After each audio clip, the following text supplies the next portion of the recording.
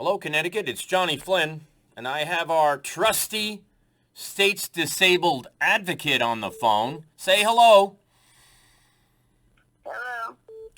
So we've been following a story of the guy who lives next door, Zeek. Zeek is tough as nails, folks. There's the picture. Let's go to the article. Elizabeth, why don't you describe how Zeek feels? What do you think the crux of this problem is? That he is an individual who saw his daughter. Yeah. Now, she's a tiny little kid, you know. So here we go. Let me read the name of the article. Attorney man charged with assaulting police officer at the Oyster Festival was defending a young girl. Now, Zeek should never be messed with. I've seen him. He is unstoppable. He is been through the system, folks, if you know what I mean. Now, he lives next door, okay? They have a large family, 11 kids. The mom recently passed away. Zeek is father of a young girl. He's 31 years old. They're looking for the second man. Now, if you read the article, the guy's represented by Darnell Crossland, who was NAACP Norwalk president, who ran for mayor, and he was slandered by Richard Colangelo. And Darnell has a pretty checkered past history, too. So here we go. It says, he was there with his daughter and saw another person's daughter being manhandled by a police officer, and he stepped in as a father and said, "Hey, that's a young girl. Do you understand that?" And then he walked away peacefully, and as he walked away, the cop caught up with him, said Crossland. So what happened was, on the police scanner, the police made an announcement that there was a riot at the Norwalk Oyster Festival. And they publicized it as a riot, when in fact it was initiated by a police officer, and they went to the news and they said they broke up two fights that they initiated. And it says police say the officer is still recovering and they don't know the identity of the second person. And I tried to give them information about this case, and they told me to take a hike.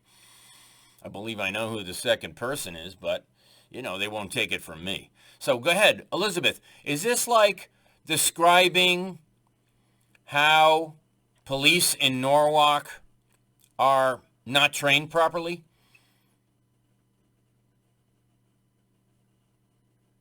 Well, apparently, if there's video and witnesses accounting to the actions that occurred, and this is why then the Capitol, Hartford, mandated changes of police officers in the state.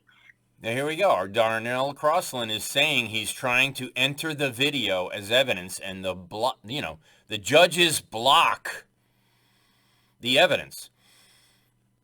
So this guy is getting blocked from exculpatory evidence proving his innocence, is my guess. I mean, I'd have to see the video, but it sounds like his actions were justified. What do you think? Yes. Well, If there's evidence. now the problem with Norwalk is that they've been falsifying body cam evidence, which I can prove. I have proof of that. edited body cam evidence.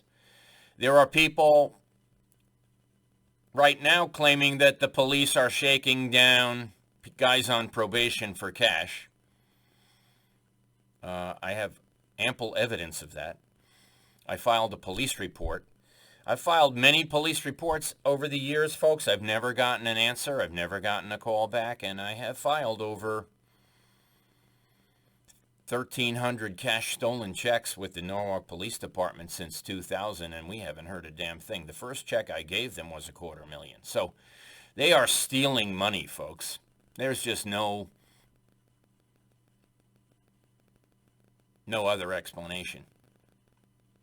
So it looks like Zeek, who was defending his daughter and a person I guess he didn't even know, got in a fight with cops. Now, you think if he walked away that he threw the first punch? I'd like to see the video. What do you think?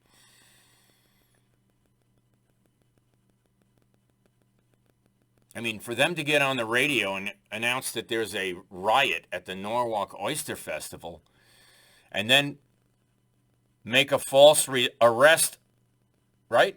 Did they instigate the whole thing? Yeah, it sounds that way, right? Let it go at that. But I'll tell you this. Picking a fight with Zeek is a mistake. Wouldn't you agree? I mean, the guy is... I'm sure. Remember they had the Black Lives Matter party on 4th of July? I don't know if you were there, but it was big. They believe that the police are targeting them, and they have good reason after knowing what they did to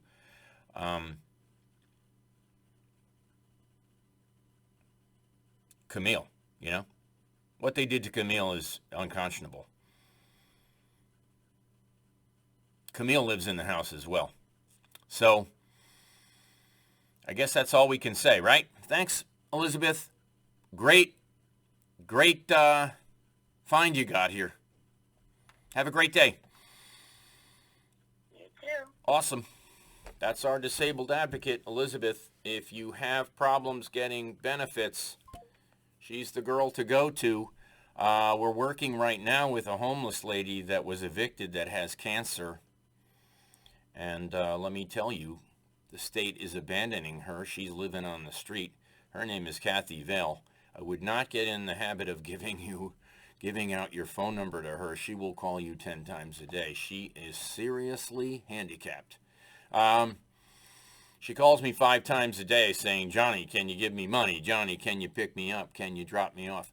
The state is hanging up on our homeless, folks. It's rather disturbing. There you go. 8 minutes. Another case of Norwalk cops breaking the law.